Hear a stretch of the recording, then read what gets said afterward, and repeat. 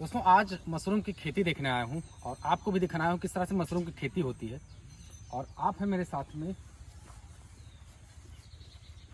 Sir कब से start किया आप, किस तरह से स्टार्ट किया? इसको तो पिछले साल से स्टार्ट किया मैंने, इस बार दूसरा है जी जिसको इसको स्टार्ट करने का जो दिमाग में आया, जी ये मेरे बड़े भाई साहब हैं। जी उनका नाम है बलिराम चक्रवर्ती, जो कि प्रेजेंट टाइम में वो लेक्चरर हैं। जी वहाँ बस्ती में हैं, जी। लेक्चरर हैं। जी।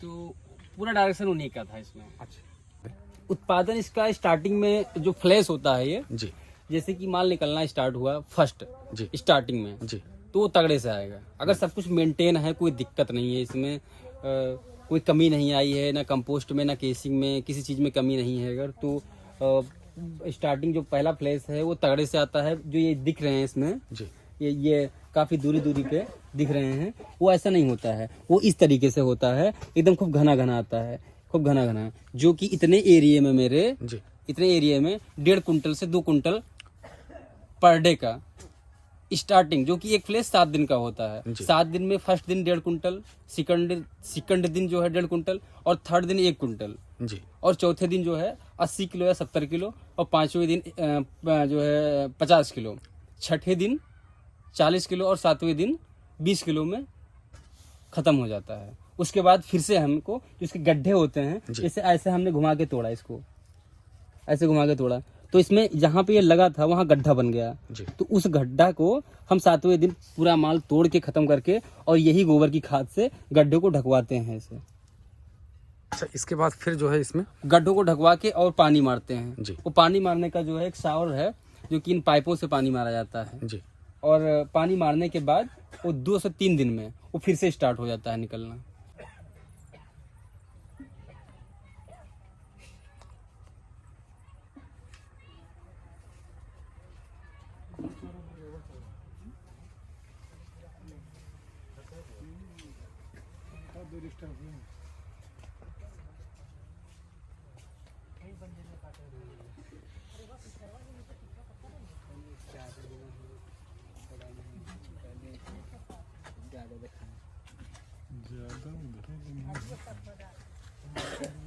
ये है मेरा नया वाला फार्म हाउस, जो कि अभी जल्दी में बनवाया है इसको जी। और इसकी बिजाई हुई है 19 तारीख में जी। और आज 25 तारीख है, यानी 6 दिन हो गया इसकी बिजाई किए हुए है जी। और 6 दिन में आइए आपको हम दिखाते हैं कि इसका माइसेलियम और बीज कैसा होता है। ये सामने है, ये है, ये इसका स्पैन है। आप देख सकते हैं ठीक से कि ये स्पैन गेहूं ही है। इसमें कल्चर जो है चिपका था, देख सकते हैं, बाकायदा दिख रहा है गेहूं ही है।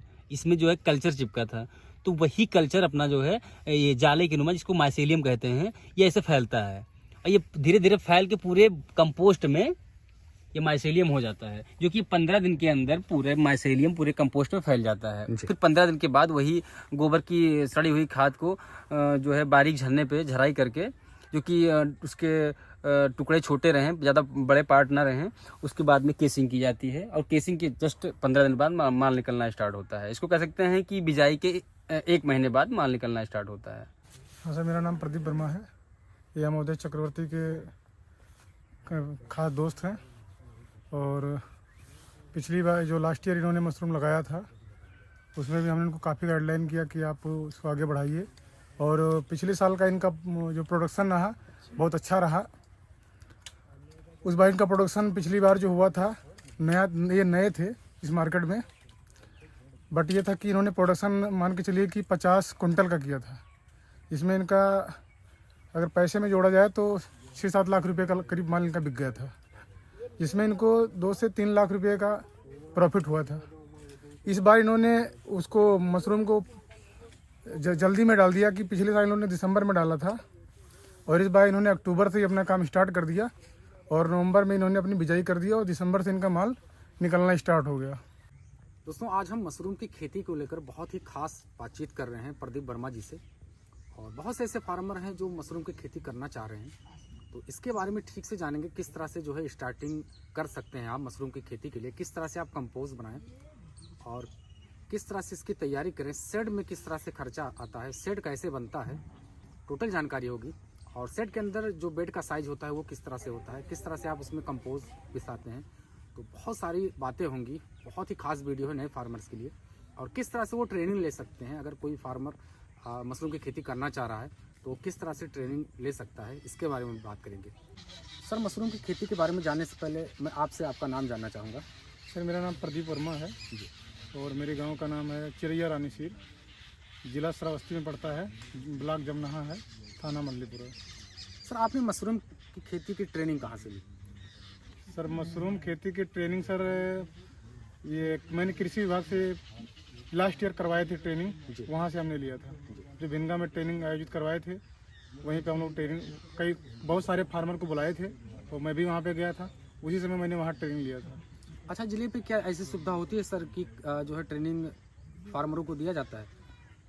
कभी कभी बुलाते हैं सर, पिछले साल बुलाए थे, पिछले साल हमने वहाँ से ट्रेनिंग लिया था। अच्छा, कैसे पता चलता है कि अभी जिले पे जाना है, ट्रेनिंग करना है, या कोई वैकेंसी निकली है या कोई फार्म निकला है, किस तरह से पता चलता है? वो तो सर आपको कृषि विभाग बराबर आना जाना बना रहेगा, मालूम हो जाएगा आपको। तो इसका मतलब है कि फार्मर अगर संपर्क रखते हैं वहाँ पे जी। और वहाँ पे जाते आते हैं तभी उनको पता चल पाएगा। जी सर। तो इस तरह से दोस्तों जिले पे भी उपलब्ध होता है। आप जिले पे संपर्क अगर करते हैं कृषि विभाग में तो आप वहाँ से ट्रेनिंग भी ले सकते हैं। कभी कभी वहाँ पे जो है फार्मरों को ले जाके ट्रेनिंग कराया जाता है। सर, ट्रेनिंग के लिए ले कहाँ जाते हैं? सर, ट्रेनिंग के लिए वो कहीं बाहर लेके नहीं गए थे, वो ट्रेनिंग के बारे में एक जगह उन्होंने शिविर लगाया था और वहाँ पे कई सारे किसानों को बुलाए थे और वहाँ पे कई कृषि वैज्ञानिक आए थे जो मशरूम के बारे में पूरा बता रहे थे। और इसको लेके अगर जाते भी तो बहराइच में कृषि विज्ञान केंद्र है, वहाँ पे लेके जाते हैं, वहाँ पे इसकी पूरी तकनीक बताते हैं। वहाँ पे 4-5 दिन का वो लोग प्लान रखते हैं। 4-5 दिन के प्लान में वो सारी चीज़ें बताते हैं, वहाँ पे क्या करना है, कैसे लगाना है, कैसे स्ट्रक्चर खड़ा करना है, कितना इन्वेस्टमेंट आएगा, इसको कैसे लगाएंगे, कहाँ से सीड मंगाएंगे, कैसे क्या करेंगे, सारी चीज़ें वहाँ कृषि विज्ञान केंद्र में लेके जाते हैं, वहाँ पे बताते हैं। फार्मर्स किस तरह से सेट बना सकते हैं सर? छोटा से छोटा किस तरह से सेट बना सकते हैं और कितना बड़ा बना सकते हैं? वो सर तो फार्मर के ऊपर निर्भर करता है कि उसके पास पूंजी कैसी है। जी। जिस तरीके से उसके पास पूंजी होगी उस तरीके से वो सेट बनाएगा। अगर उसके पास ज़्यादा पूंजी है तो बड़ा सेट बना देगा, छोटा पूंजी कम पूंजी में काम करना चाह रहा है तो छोटा सेट बना दे। नए फार्मरों के लिए किस तरह से स्टार्ट करना चाहिए सर? अगर नया फार्मर है कोई तो उसको कितना बड़ा सेट बनाना चाहिए, किस तरह से उसको शुरुआत करनी चाहिए? नया फार्मर के लिए सेट है सर, मान के चलिए कि जैसे हम जो मेरा सेट है वो 30x60 का है। जी। 30x60 का है। और अगर वो नया फार्मर स्टार्ट करना चाह रहा है तो उसको हाफ कर दीजिए, छोटा कर दीजिए। किस तरह से खर्चा आता है सर 30x60 का? अगर कोई सेट बनवाता है फार्मर, किस तरह से खर्चा आता है इतने बड़े सेट में? सर 30x60 का जो सेट बनाते हैं उसमें तो खर्चा आता है करीब 2 से 2.5 लाख रुपये का। अगर उससे छोटा सेट बनाएंगे तो मिनिमम खर्चे 1 लाख रुपये आएंगे, उसका हाफ बनाएंगे। 1 लाख रुपये। 30x15 पकड़ लीजिए उसको, जी। 30x15। ये मेरा सेट जो 1800 स्क्वायर फुट में है और उससे छोटा अगर बहुत ज़्यादा छोटा सेट बना देंगे सर तो प्रोडक्शन का कोई मतलब नहीं रहेगा सर, क्योंकि बहुत जो छोटा साइज का हो जाएगा तो उसमें खर्चे भी ज़्यादा बढ़ेंगे, खर्चे भी ज़्यादा आएंगे, क्योंकि बांस जो खरीदते हैं, लकड़ी जो लेके आएंगे, लेबर लगाएंगे, तो लगभग के खर्चे 75% तो बड़े सेट के बराबर पड़ जाता है। अच्छा, अभी आपने बताया 30x60 का जो सेट होता है 2.5 लाख का खर्चा आता है। इसमें जो अंदर बेड होते हैं और फ्लोर होते हैं, कई फ्लोर में जो है बेड लगाए जाते हैं, ये टोटल खर्चा मिला के? हाँ सर, टोटल खर्चा मिला के विद लेबर कास्ट, विद जो कंपोस्ट बनाते हैं वो सारा पूरा मिला के 2 से 2.5 लाख रुपये का खर्चा आता है। अच्छा सर, बहुत से फार्मर होते हैं जो बैग में जो है कंपोस्ट तैयार करते हैं, बैग में जो है मशरूम की खेती करते हैं, वो किस तरह से होता है और उसमें क्या वो ठीक रहता है या फिर फार्मरों के लिए वो नुकसानदायक कहीं ना कहीं साबित होता है? सर, वो बैग नुकसानदायक तो नहीं है सर जी। उसमें खर्चे कम लगते हैं, मेरे हिसाब से ज़्यादा बेटर नहीं है, क्योंकि वो खर्चे उसमें कंपोस्ट थोड़ा कंपोस्ट भरते हैं तो प्रोडक्शन उसमें कम होता है। बैग वाला लगाते तो बहुत लोग हैं और लगाए भी हैं, बट वो जितना ये बेड वाला सक्सेस है उतना बैग वाला सक्सेस नहीं है, लेकिन वो भी कम कास्ट के लिए लगाना उसके लिए बेटर है। जो किसान लगाना चाह रहे हैं कि हम बैग वाला लगाना चाह रहे हैं वो लगा भी सकते हैं, उसमें खर्चे कम आते हैं। सर, अभी हम बात करेंगे कंपोस्ट को लेकर। किस तरह से कंपोस्ट बनाया जाता है, इसकी प्रक्रिया कितने दिन की होती है और क्या क्या चीज़ इसमें मिलाया जाता है? सर, ये कंपोस्ट बनाने में तो सबसे पहले जो महत्वपूर्ण रोल होता है भूसे का होता है जी। सबसे पहले हमको भूसा लाना होता है और जो इसकी पूरी प्रक्रिया होती है सर वो 30 दिन की प्रक्रिया होती है जी। 30 दिन में पूरा कंपोस्ट कंप्लीट हो पाता है। सबसे पहले सर हम भूसे को लाते हैं, मान के चलिए 30x60 जो हम अपना लगाते हैं उसमें हम 80 कुंटल भूसा लेके आते हैं और 80 कुंटल भूसे को हम सड़ाते हैं, पानी डालवाते हैं उसके ऊपर। पूरे भूसे को 3 भाग में करवा लेते हैं, 20-20 कुंटल के 3 भाग करवा लेते हैं और उसको पानी डाल के उसको हम सड़ाते हैं। उसके बाद उसमें मुर्गी का बीड मिलाते हैं, गोबर की खाद मिलाते हैं, उसमें चोकर मिलाते हैं। सर उसकी मात्रा अगर बताते रहेंगे तो फार्मरों को ठीक से समझ में आएगा। मुर्गी की जो वेट आपने बताया वो किस तरह से होना चाहिए, कितना होना चाहिए? मुर्गी का बीड सर 1 ट्राली डालते हैं, 1 ट्राली। 1 ट्राली। और चोकर उसमें डालते हैं 4 से 5 बोरी जी और जो सिंगल सुपर फास्फेट डालते हैं वो भी 5-6 बोरी डालते हैं। जी और उसमें गोबर का खाद डालते हैं 1 ट्राली जी और उसमें कुछ गुड़ भी डालते हैं थोड़ा सा, जी जो हो सके 50 किलो, 20 किलो, 10 किलो जो कुछ डाल दो। जी उसके बाद सबसे लास्ट का प्रोसेस जो होता है जिप्सम, जी उसको हम जिप्सम को सबसे लास्ट में डालते हैं। और इसकी जो इसको ऐसा होता है कि भिगोते रहते हैं, इसको हम पलटते रहते हैं। इसको 3 से 4 दिन पर, 1 हफ्ते पे इसको हम पलटते रहते हैं। जी मान के चलिए कि 1 महीने में इसको हम करीब 6 से 7 बार इसको पलटते हैं तो भूसा सड़ता रहता है, उसको हम पता करते रहते हैं कि ये कितना सड़ा है, ये ज़्यादा पानी कम तो नहीं है इसमें। अच्छा, कैसे पता चलता है सर? चिपचिपाहट? हाँ सर, चिपचिपाहट से मालूम होता है कि कितनी इसमें नमी है कि नहीं है। जी तो उसको हम पलटते रहते हैं। 1 महीने में ये जो मेरा कंपोस्ट है वो पूरा सड़ के तैयार हो जाता है। जी तो वो कलर से ही पता चल जाता है कि मेरा ये जो कंपोस्ट है ये तैयार हो गया और बेड में डालने वाला हो गया इसको। अब इसको हम अंदर बेड पे डाल के बिजाई कर सकते हैं। सर, फार्म की जो ऊंचाई होती है, जो सेट की ऊंचाई कितनी होनी चाहिए, कितने बेड बनाना चाहिए?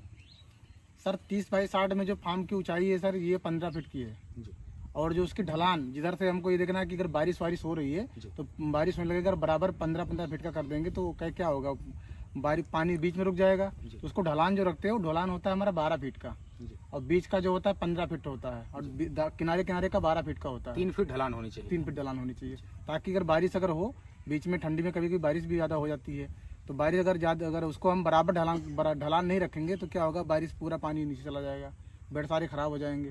तो उसको हमको 3 फीट का ढलान देते हैं और पानी बराबर जो निकल जाता है। सर, बेड पे कंपोस्ट बिछाने का तरीका क्या होता है जो है सेट के अंदर, इसके बारे में बताएं। कितना मोटा होना चाहिए और किस तरह से इसकी प्रक्रिया होती है?